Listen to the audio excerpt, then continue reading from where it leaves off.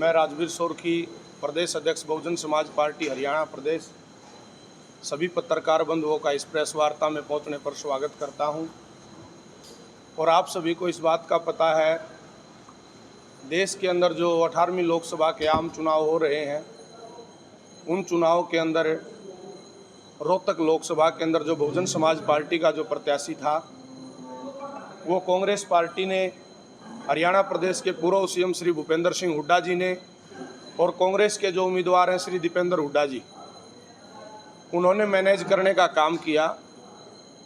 एक तरफ तो कांग्रेस पार्टी संविधान को बचाने की बात कर रही है और दूसरी तरफ वैसे तो कांग्रेस का जो इतिहास है वो इनकी काली करतूतों से भरा हुआ है, क्योंकि पूर्व के अंदर हरियाणा प्रदेश के अंदर श्री भूपेंद्र हुड्डा जी जब हरियाणा प्रदेश के मुख्यमंत्री रहे तो सरकार में बैठ करके ऐसी बहुत सारी नीतियां बनाने का काम उन्होंने किया जो असंवैधानिक थी। और हरियाणा प्रदेश के लोग, विशेष करके दलित एवं पिछड़ा समाज के लोग बगाना कांड को, गोहाना कांड को, मिर्चपुर कांड जो कांग्रेस की सरकार में हुआ, भूपेंद्र हुड्डा जी जिस सरकार के मुख्यमंत्री थे, उसको भूला नहीं है।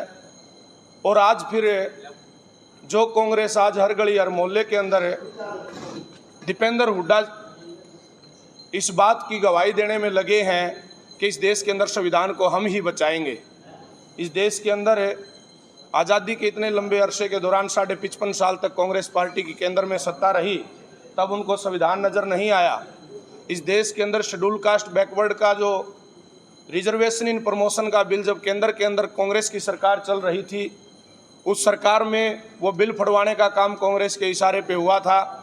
इसलिए आज हरियाणा प्रदेश के अंदर जो लोग ये कहते हैं कि दीपेंद्र शरीफ है, दीपेंद्र अगर ईमानदार है, अगर दीपेंद्र ईमानदार होता, बहुजन समाज पार्टी का जो प्रत्याशी उन्होंने मैनेज किया, जो खरीद फरोख्त करके कांग्रेस ने संवैधानिक लोकतांत्रिक मान मर्यादाओं को तार तार करने का जो काम किया है, अगर उसमें इतनी हिम्मत थी तो हमारा प्रत्याशी भारत का संविधान सबको चुनाव लड़ने का अधिकार देता है।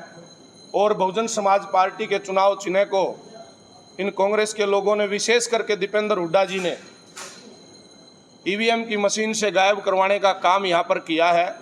और हमारे पास जो जानकारी आ रही है कि हमारे कार्यकर्ताओं को भी कांग्रेस पार्टी के दीपेंद्र हुड्डा के कुछ लोग जो हैं कार्यकर्ताओं को परेशान करने में लगे हुए हैं। आप सब मीडिया बंधुओं के माध्यम से मैं माननीय चुनाव आयोग से अपील करना चाहूँगा कि भारत का संविधान प्रत्येक नागरिक को अपनी इच्छा के अनुसार वोट डालने का अधिकार देता है। प्रशासन के लोग भी इस विशेष बात के ऊपर विशेष रूप से ध्यान दें। और मैं रोहतक लोकसभा के जो मतदाता हैं और हमारी पार्टी के जो कार्यकर्ता, इस देश के अंदर बहुजन समाज पार्टी की जो लड़ाई है वो भाजपा और कांग्रेस दोनों पार्टियों से है। और मान्यवर साहब काशीराम जी कहते थे कि कांग्रेस समय समय पे चमचों का प्रयोग करती है, लेकिन इस बार हम चमचे का इलाज करने के लिए, चमचा जिस हाथ में रह के काम करता, हम उस हाथ को तोड़ने का काम करेंगे। और रोहतक लोकसभा के जो मतदाता हैं, हमारी पार्टी के जो कार्यकर्ता हैं, दीपेंद्र हुड्डा को हराने के लिए अपने विवेक से फैसला लेने का काम करेंगे। अच्छा, क्या वजह, ये कब शामिल हुए थे आपकी पार्टी में जो राजेश कुमार थे, ये कब शामिल हुए पार्टी? देखिए, पिछले कई महीनों से बहुजन समाज पार्टी के कार्यकर्ताओं के संपर्क में थे, पदाधिकारियों के पार्टी में आए, उन्होंने अपनी इच्छा जताई और पार्टी में चुनाव लड़ने की उन्होंने इच्छा जताई। उसके बाद उनकी बात आगे बढ़ी और जिस तरीके से ये सारा का सारा जो एक गेम प्लान है, ये कांग्रेस पार्टी के जो प्रत्याशी हैं श्री दीपेंद्र हुड्डा जी की साजिश है। इस साजिश के अंदर मैनेज होने की बात कर रहे हैं, तो क्या पैसे का लेन देन है या और कोई लालच दिया गया? देखिए, वो तो उनको पता है किस चीज़ का उनका लेन देन हुआ आपस में। राजेश कुमार जी ने भी पूरे बैकवर्ड समाज के जो लोग पूरे हरियाणा प्रदेश से सम्मानित व्यक्ति उसके लिए टिकट की अपील करने के लिए आए थे, उन्होंने समाज को भी दाग लगाने का काम किया है। और राजनीति वैसे ईमानदार लोगों की रही नहीं, आपको भी पता है। लेकिन बहुजन समाज पार्टी संविधान के अंदर आस्था रखती है। हमारी पार्टी की राष्ट्रीय अध्यक्ष परम आदरणीय बहन कुमारी मायावती जी हमें समय समय पर ये बताती है कि हमारी लड़ाई इस देश के अंदर विचारधारा की, किसी व्यक्ति विशेष के साथ नहीं है।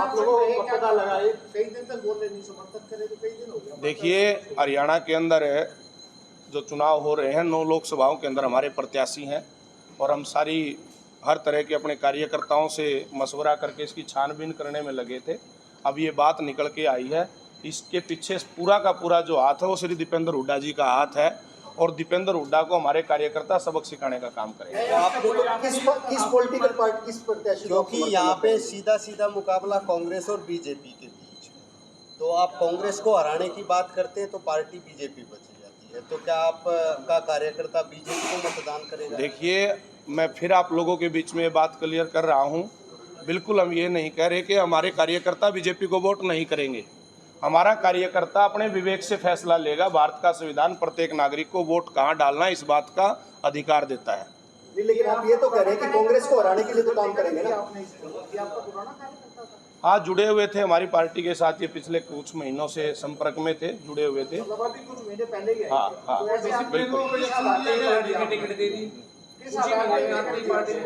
देखिए, पार्टी की पॉलिसीज होती हैं, वो सारी बातें हम आप लोगों के बीच में बैठ करके, देखिए बहुजन समाज पार्टी इस देश के अंदर दलित और पिछड़े समाज का प्रतिनिधित्व करने का काम करती है। पिछड़े समाज से आता था, लोगों ने उसके लिए टिकट की डिमांड की थी, हमने उसके ऊपर भरोसा किया था, पार्टी ने उसके ऊपर भरोसा जताने का काम किया, उसने पार्टी का विश्वास तोड़ने का काम किया। पार्टी ने तो बैकवर्ड समाज का मान सम्मान करने का काम किया। सर, काफी बड़ा वोट बैंक है आपका रोहतक लोकसभा में, क्या और लोगों को भी जागरूक किया जाएगा कि क्योंकि पिछली बार 38,000 से ज़्यादा वोट आए थे जो आपके प्रत्याशी थे, तो काफ़ी महत्वपूर्ण वो वोट बैंक है, तो क्या सिर्फ कांग्रेस प्रत्याशी को हराने के लिए काम करेंगे?